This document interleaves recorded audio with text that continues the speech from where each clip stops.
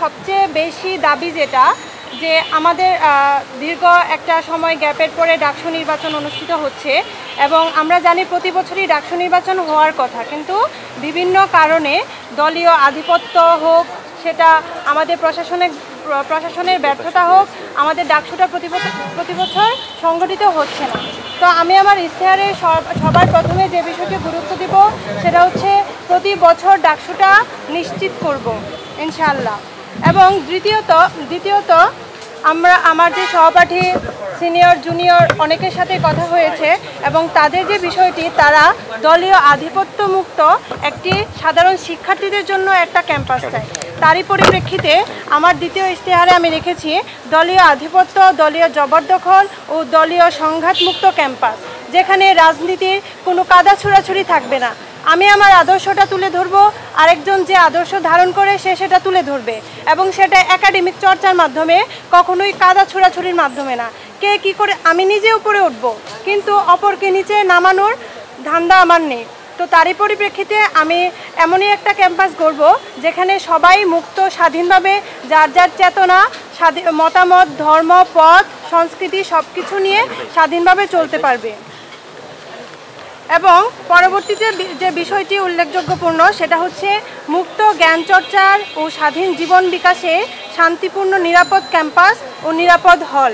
আপনারা জানেন ইতিমধ্যে জুলাই গণঅভ্যুত্থানের পরে যেখানে বেশিরভাগ শিক্ষার্থীদের চাওয়া ছিল যে হলগুলোতে যে দলীয় রাজনৈতিক দলের যে শাখা কমিটি এগুলো থাকবে না, কিন্তু ইতিমধ্যে আপনারা অবগত আছেন একটা দল তাদের হচ্ছে বিভিন্ন হলে কমিটি দিয়েছে এবং ইতিমধ্যে আমরা এটার বিরুদ্ধে তীব্র প্রতিবাদ জানিয়েছে।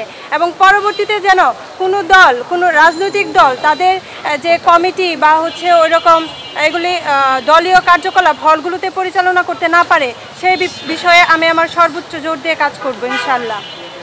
আরেকটি গুরুত্বপূর্ণ বিষয় হচ্ছে বিশ্ববিদ্যালয়ের প্রশাসনের পক্ষপাতিত্ব। আপনারা ইতিমধ্যে খেয়াল করেছেন যে নির্বাচনী প্রচারণা কার্যাবলী বিভিন্ন ক্ষেত্রে কয়েকটি বিশেষ দলকে বিশেষ সুবিধা দেওয়া হচ্ছে। তারা বিভিন্ন আচরণবিধি লঙ্ঘন করার ফলেও তাদের বিরুদ্ধে কোনো পদক্ষেপ প্রশাসন নিচ্ছে না, বা নিলেও সেটা যেরকম স্ট্রিক্ট হওয়ার কথা সেরকম স্ট্রিক্টলি নিচ্ছে না।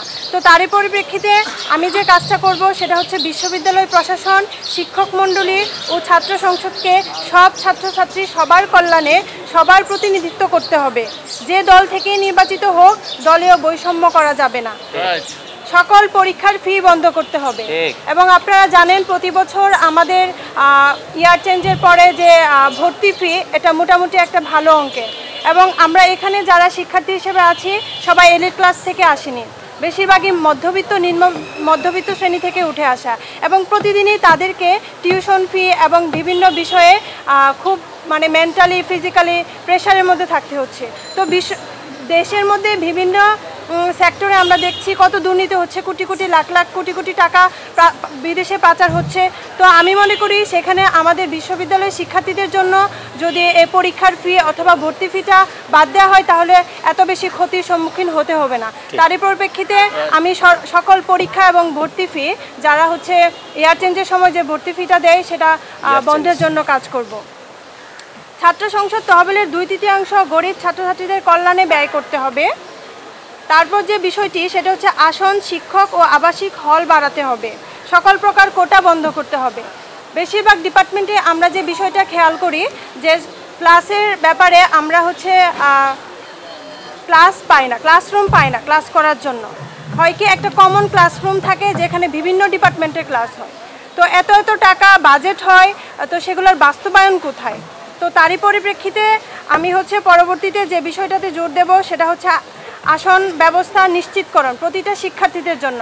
আপনারা জানেন প্রতি বছর বিগত সময়গুলোতে আমরা দেখেছি আসন সংকটের সমস্যার কারণেই কিন্তু দলীয় রাজনীতির যে অনুগ্রহ সেগুলো আমাদের গ্রহণ করতে হয়েছে, এবং সেখানেও মূল দোষ আমি দিব প্রশাসনের রাজনীতির। কারণ প্রশাসন যদি চাইতো যে শিক্ষার্থীদের প্রতি বছর আসনের বিষয়টি নিশ্চিত করবে, তাহলে তারা সেটা যদি নিশ্চিত করতো তাহলে তাদের কখনোই দলীয় রাজনীতির যে সহানুভূতি, যে সাহায্য সেটা নিতে হতো না। তো সেটা নিতে না হলে তাদের কিন্তু তাদের পিছনে ঘুরতে হতো না। তাদের ক্যারিয়ার, এডুকেশন, শিক্ষার্থীর যে শিক্ষাবান্ধব পরিবেশ সেটাও নষ্ট করতে হতো না। তো তারই পরিপ্রেক্ষিতে আমি শিক্ষকদের দলীয় রাজনীতির ঊর্ধ্বে গিয়ে কেবলমাত্র শিক্ষক হিসেবে সবাইকে যেন সার্ভ করে, সবাইকে যেন ট্রিট করে, এই ক্যাম্পাসে যেন তাদের কেবলমাত্র শিক্ষক হিসেবেই পরিচিতি থাকে, তাদের পার্সোনাল লাইফে রাজনীতি থাকতে পারে সেটা ক্যাম্পাসের বাইরে। শিক্ষার্থীদের ব্যাপারে কোনো সিদ্ধান্ত নিতে গিয়ে তারা যেন সে দলীয় মতপথ দ্বারা প্রভাবিত না হয় সেই ব্যবস্থা করব ইনশাআল্লাহ। সবার মত প্রকাশের গণতান্ত্রিক মানবিক পরিবেশ বজায় রাখতে হবে এবং বিশেষভাবে ধর্মের নামে উগ্রবাদী সন্ত্রাসী চক্রের নিপীড়ন থেকে ছাত্রীদের স্বাধীন ও মুক্ত জীবনের বিকাশ নিশ্চিত করতে হবে। আপনারা ইতিমধ্যে দেখেছেন যে একটা প্যানেলের বিলবোর্ড টানানোর পরে ওই বিলবোর্ডে একটা বোনের ছবিতে বিকৃতি করা হয়েছে এবং সেটার ব্যাপারে আমি তাদের আচরণে এটা হচ্ছে নির্বাচন বিধি লঙ্ঘন, এটা একই সাথে আমি মনে করি যে তাদের বিরুদ্ধে ব্যবস্থা গ্রহণ করা উচিত ছিল। কিন্তু তারপরেও যখন একটা বোনের ছবিকে বিকৃত করা হয়েছে প্রশাসনের অবশ্যই দায়িত্ব ছিল সেটা খুবই স্ট্রিক্টলি মেনটেন করা, কিন্তু আমি ওইরকম প্রশাসনের পদক্ষেপ দেখিনি। এবং গতকালকে যে বিষয়টা যে ক্যাম্পাসে আসলে আমরা বোনরা নিরাপদ কিনা, আপনারা ডাকসুতে নারীদের যে অংশগ্রহণ সেটা অবশ্যই সীমিত, সেটা আপনারা লক্ষ্য করেছেন এবং প্রশাসনের যে দায়সারা ভাব আমি মনে করি সেটার জন্য নারীরা নিরাপত্তা ফিল করছে না, তারা সামনে আসতে চাচ্ছে না। কারণ এখানে তারা যদি একটা অন্যায়ের বিরুদ্ধে মানে খুব ইনস্ট্যান্টলি ব্যবস্থাটা গ্রহণ করতো তাহলে কিন্তু নারীরা সাহস পেত যে না, প্রশাসন আমাদের নিরাপত্তা দিতে পারছে, আমরা রাজনীতিতে অংশগ্রহণ করব, শিক্ষার্থীদের অধিকার নিয়ে কাজ করব, কিন্তু সেটা সম্ভব হচ্ছে না। তো আরেকটি বিষয় যে অনেকে শুধু বোনদের জন্য নিরাপদ ক্যাম্পাসের কথা বলে, কিন্তু আমি বলবো যে ভাই বোন সবাই সমান, এখানে প্রাথমিকভাবে আমরা সবাই মানুষ এবং তারপরে আমরা সবাই সাধারণ শিক্ষার্থী। তারই পরিপ্রেক্ষিতে আমাদের সবার জন্য একটা নিরাপদ শিক্ষাবান্ধব আধুনিক একটা ক্যাম্পাস গড়ার লক্ষ্যে কাজ করব ইনশাল্লাহ। আরেকটি বিষয় যে ইশতেহারে আপনাদের অনেকের প্রশ্ন থাকতে পারে যে আমি কেন অল্প কিছু অ্যাড করেছি বা এরকম। আমার কাজ হচ্ছে আমি এক বছরে যে কাজগুলো করতে পারবো এবং শিক্ষার্থীদের মেইন যে চাওয়া সেটা হচ্ছে তারা প্রথমেই দলীয় রাজনীতির আধিপত্যের বাইরে কেবল শিক্ষার্থীদের জন্য একটা ক্যাম্পাস চাচ্ছে। তারই পরিপ্রেক্ষিতে আমি ওই পথটা তাদের জন্য সুগম করে যেতে চাই যাতে পরবর্তীতে তাদের দলীয় আধিপত্যের যে সংঘাতমূলক রাজনীতি সেটার কবলে পড়তে না হয়। ধন্যবাদ সবাইকে।